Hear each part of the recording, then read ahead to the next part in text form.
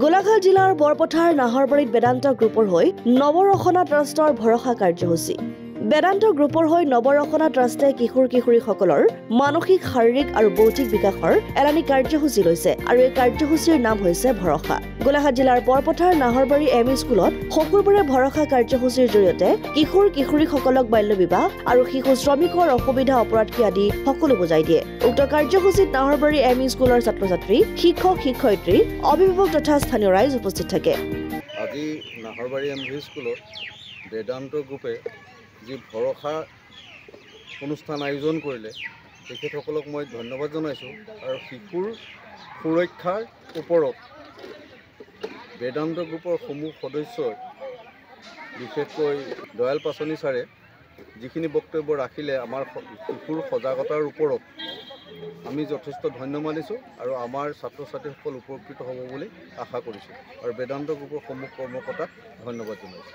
ভৰসা সমগ্ৰ ভাৰতবৰ্ষতে বেদান্ত গ্ৰুপে নৱৰসনা ট্ৰাষ্টৰ সহযোগত শিশু তথা কিশোৰ-কিশোৰীসকলৰ শাৰীৰিক, মানসিক, বৌদ্ধিক বিকাশৰ নিমিত্তে এলানি সজাগতামূলক কাৰ্যসূচী গ্ৰহণ কৰিছে আৰু তাৰ নামে ৰখা হৈছে ভৰসা।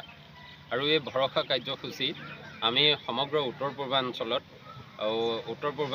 সৰ্বপ্ৰথমে আমি নাহৰবাৰী আৰু বৰচাপৰিত মুকলি কৰিছোঁ। আজি নাহৰবাৰী এম.ভি. স্কুলত এই কাৰ্যসূচী মুকলি কৰা হৈছে আৰু এই কাৰ্যসূচীৰ জৰিয়তে আমি 4টা বিষয় সামৰি লৈছোঁ, যিকেইটা হৈছে gender sensitivity, gender stereotyping, cyber crime, domestic ভাইলেঞ্চ।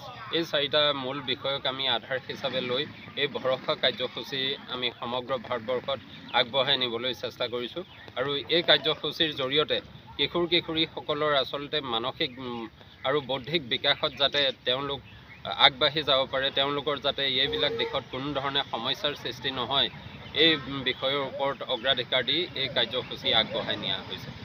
সৰুপথাৰৰ পৰা পৰাণ গোস্বামীৰ ৰিপৰ্ট, অসম আদিত্য।